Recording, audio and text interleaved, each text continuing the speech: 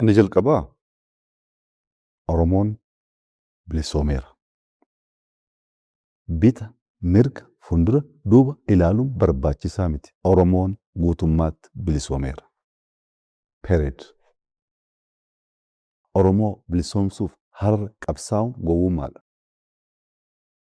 Bilisummaa qaamaan mul'atu, bilisummaa aangoo qabachuudhaan mul'atu duwwaa miti. Oromoon sammuun isaa bilisoomee jira. Dhaloonni har'a ijoolleen keenya afaan ofii dubbatachaa karaarra deemu akka kee kaleessaa kan qaanaan sitti fakkaata? Waan dubbataniif duuba ilaalaa kan deeman sitti fakkaata? Waan dubbataniif abbaan ta'e dhufee qabee kan hidhu sitti fakkaata? Oromoon sammuun isaa bilisoomee jira. Gaaffii qaba nama waan ta'e guddachuu barbaada. Hawwii garaagaraa ni qabaata. Hawwiin sun mirkanaa'uuf yeroo fudhata. Qabsoo barbaada. Naa galan Oromoon sammuun isaa bilisoomeera. Oromoon garbummaa kaleessaa irraa bilisoome duwwaa miti garuu injifannoon har'aa. Kana booda gonka Oromoon garbamuu hin danda'u. Isa kaleessaa irraa bilisoomeera. Kana booddee immoo Oromoo garba ta'a akka kaleessaa, saamuu hin danda'a akka kaleessaa, buqqisee lafa isaa saammachuu hin danda'a akka kaleessaa namni jedhee yaadu, gareen jedhee yaadu gowwaadha. Oromoon kana keessa darbee jira. Tokkoffaa bilisoomeera. Qaamaan duwwaa miti sammuun isaa bilisoomeera. Lammaffa kana booddee gonkuma Oromoon garbummaaf qophaa'aa miti. Isa jaarraa tokko tureefuu baay'ee gadda. Injifannoon inni jalqabaa bilisummaa argachuu keenya. Oromoon bilisoomeera. Gaaffiin isaa gaaffii bilisummaa ture. Lammaffaa gaaffii dimokiraasiiti. Dimokiraasiin aadaa keenya, dimokiraasiin sirna gadaa keessatti dhagaa abbootiin keenya itti jiraachaa waan beennu sanatu gidduutti badee ture. Maal jechuudha dimokiraasii jechuun? Abbaa nu hoogganuu qaba, na gaggeessuu qaba itti amantu uummanni hirmaatee filachuu danda'u. Filachuu duwwaa miti. Hojii qooddachuu danda'u. Sirna gadaa keessatti Oromoon caffee qaba. Seera tumuuf namoonni ijaaramanii seera tumuu hin jiru. Abbaan bokkuu jira, abbaan dullaa jira. Haadha siinqeen gahee mataa ishee qabdi. Jaarsummaan yubaan ta'a taanaan lolli abbaa dulaatiin ta'a. Hojii qooddatitu wal gaafachaa, wal qorachaa, wal gargaaraa adeema. Sirna akkasii sana waan bareef sirna akkasii gaafachaa ture. Amma Oromoon ofiin of bulchuu dhibbaa dhibbatti eegalee jira. Seera ofii tumata, caffee isaa tumataaf, ijoollee isaa gaggeessaa, ofiin of bulchaa, waa'een aadaa, waa'een afaanii, waa'een eenyummaa Oromiyaa keessatti gaaffii miti kun har'a. Kana jechuun Oromoon waan filateef hoogganaa ofiitiin bulaa waan jiruuf sirna dimokiraasii keessatti wanti fooyya'uu qabu, wanti sirraa'uu qabu, wanti jijjiiramuu qabu, wanti ammayyaa'uu qabu hin jiru jechuu miti. Gaaffiin bu'uura irraa deebi'ee jira. Gaaffii sana fooyyeessaa, hammayyeessaa, fedhii faayidaa uummataa eegaa adeemuun immoo adeemsa. Adeemsa keessa bilchaachaa, adeemsa keessa guddachaa, adeemsa keessa muuxannoo haaraa horachaatu deemama. Bu'uura irraa gaaffiin dimokiraasii, gaaffiin ofiin of bulchuu Oromiyaa keessatti dhibbatti deebi'ee jira. Injifannoon lammaffaa kana. Inni sadaffaa dinagdeedha. Sila sii kaaseera gaaffiin dinagdee gaaffii guddaa ture Oromoof. Dinagdee ijaarrachuu Oromoon Oromiyaan jalqabuunsaa Oromoo dubbachaa waan jiruuf keessa ooluun barbaadu. Garuu Oromoon waa'ee dinagdee gaafa kaasu waa'ee lafaa kaasaa siin jedheen jira. Qonnaan dafqee waan irraa buufatu. Akka fakkii guddaatti kan ka'u isa. Anis isuma fayyadamuu barbaada isa kaan dhiisee jechuudha. Har'a Oromiyaa keessatti arfaasaa, ganna, jallisii amala kanaan dura hin baramneen qonni qotamaa jira. Bara jijjiiramaa booddee akka Oromiyaa guutummaatti lafti qotamaa ture hektaara miliyoona 6.6tu akka Oromiyaatti qotamaa ture.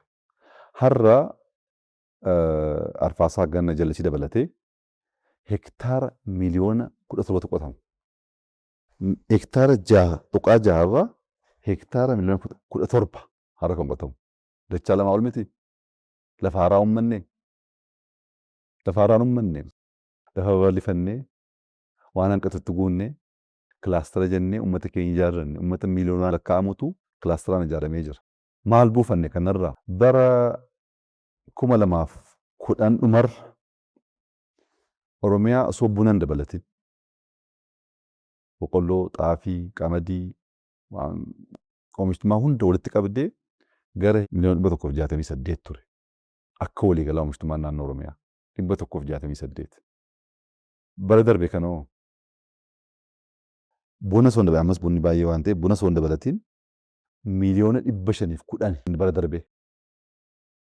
Miliyoona 510 yoo jalqabnoo miliyoona 168 amma walitti qabi ilaali. Lafti 6.6 ga'ee jira.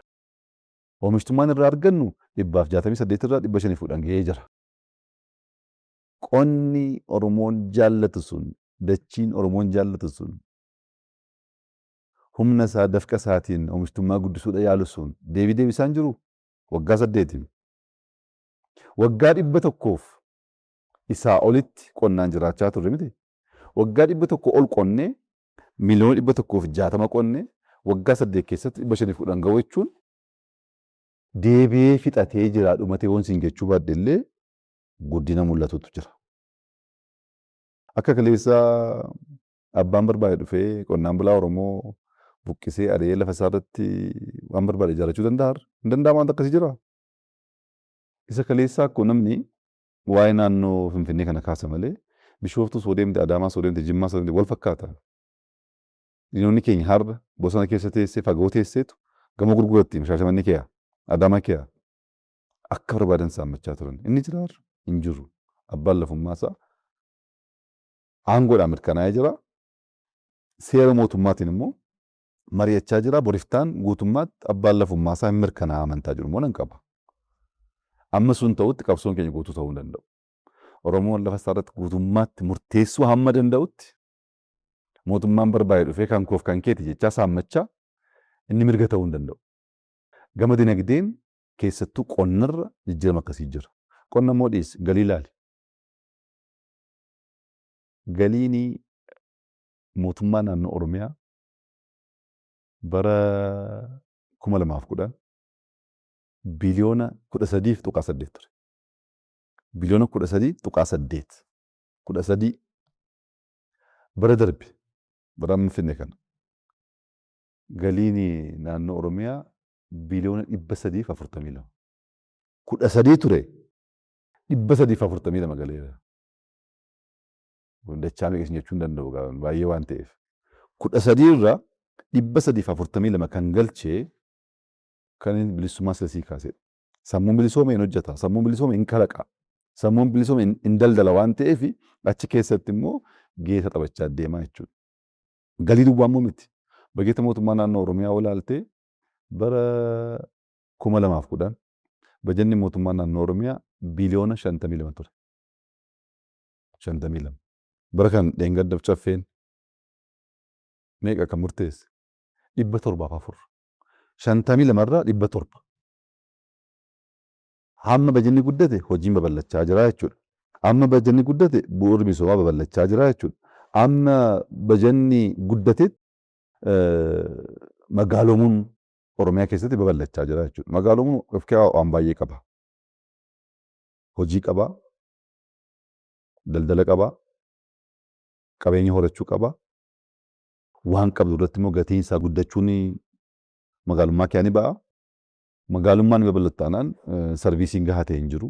Mana barumsaa, yaala, infraastiraakchara garaagaraa bu'uura misoomaa babal'isuudhaaf gaafa namni naannoo tokkotti jiraatu baay'ee salphachaa deema. Magaalummaa Oromiyaa garuu yoo fudhattee waggaa 5-6 duratti dhugaa dubbachuuf magaalli Oromiyaa jechuun fakkii xurii, fakkii ajaa abbaan barbaade dhufee achi gara sanatti qorqorroo kee ijaarratta, gara kanatti qorqorroo koo ijaarradha, maastar pilaaniin hin jiru, namni nama gaafatu hin jiru, abbaan irree abbaan humnaa hattuu tokko tokkotti waan barbaade kennee akka barbaade mancaasaa turan. Daandiin asii daandii irraa meetira 3, 4, 5 namni miilaan deemuu hin danda'u Oromiyaa keessatti. Qorqorroo abbaan barbaade akka barbaadetti ijaarrate jechuudha. Magaala tokko na waamuu hin dandeessu Oromiyaa keessatti. Magaala tokko. Hunduu xuraa'aa, hunduu ajaa'aa, hunduu waan abdii keessaa ilaaluu hin dandeenye ture. Ijoolleen magaala akkasii keessatti guddattee waan guddaa hawwuu waan haaraa kalaquu hin dandeessu. Har'a Bishooftuu laale, har'a Adaamaa laale, har'a Jimmaa laale, har'a Roobee laale, har'a Maayaa laale, Naqamtee laale, Shaashamannee laale. Bakka kaleessaa jiru. Kun maaliif ta'e? Sammuutu bilisoome waan ta'eef sirnaan dhaabbatee yaaduu, hojjetee buufachuu, kan buufate irraa mootummaasaaf gahee isaa ba'achuu, ijaaramee naannoo isaa biyya isaa ijaaruu keessatti gahee isaa taphachaa waan jiruuf gaaffiin dinagdee guutummaatti deebi'ee dhumate isin jechuun yoo baadhee jijjiiramni dhufaa jiruuf mul'achaa jiru abdii guddaa namatti kan Oromoof duwwaa osoo hin taane hundaaf jechuudha. Inni dhumaa injifannoon argame waan naan jetteef jechuudha. Akka injifannoo guddaatti kan hin fudhaanii seenessa Oromoo irratti barruudhaan, jechaan, sirbaan kan ta'aa ture sun jaarraa tokko ol Oromoon akka waan guddaa yaaduu hin dandeenye. Oromoon ijaaruuf, guddisuuf, bulchuuf, dhaloota egereef waan fooyya'aa ta'e dhiisuuf dandeettii akka hin qabaannetti. Seenas biyya kana keessatti Oromoo amma guddina isaa amma bal'ina isaa dhiisiiti akkuma nama dhuunfaa tokkotti Oromummaa fi afaan kun qabsoon kun akka waliigala akkaataatti xiqqaatee akkaataatti jibbamee shakkamee itti seenessamaa ture sanatu jijjiirame. Kaleessa biyya diiguu, biyya hoogganuu hin danda'anii, biyya ijaaruu hin danda'anii, Itoophiyaa bittinneessuu jedhan. Oromoon haphee Itoophiyaa ta'uusaa, Oromoon bulchuu miti. Jijjiirama addunyaan hawwii gammachuu addaatiin ilaalu uumuudhaaf gama magaalaa, gama industirii, gama turizimii, gama hundaan biyya jijjiiru akka danda'u yaada ergifatee bakka biraarraa yaada ergifatee osoo hin taane yaada abbootii isaarraa baratee sirna gadaarraa baratee ida'amuu jedhee yaada haaraa kalaqee uummata walitti qabee jijjiirama fiduu akka danda'u agarsiisuudhaan seenessa kaleessa sana fashaleessinee jirra. Amma abbaa barbaadde Itoophiyaa keessatti deemtee yoo gaafatte Oromoon biyya diigaa siin jedhu, Oromoon biyya ijaaraa, biyya jijjiiraa siin jedhu. Kaleessa garuu seenessa akkasii hin jiru. Sirbaan artii garaagaraatiin barreeffamaan maqaan keenya diiguu bittinneessu ture. Seenessa sana akka biyyaatti miti akka addunyaatti jijjiirree jirra. Akkuma addunyaatti shakkii guddaatu ture. Isin bitamuuf malee bulchuuf achi hin geenye bilchina akkasii hin qabdan akka sabaatti waa'ee bulchuu irratti waa'ee aangoo irratti beekumsi keessan baay'ee hanqataa waan ta'eef kan akkasii yaadinaa kan nuun jedhan ifaaffat kan nuun jedhan baay'ee turan. Amma sun jijjiiramee jira.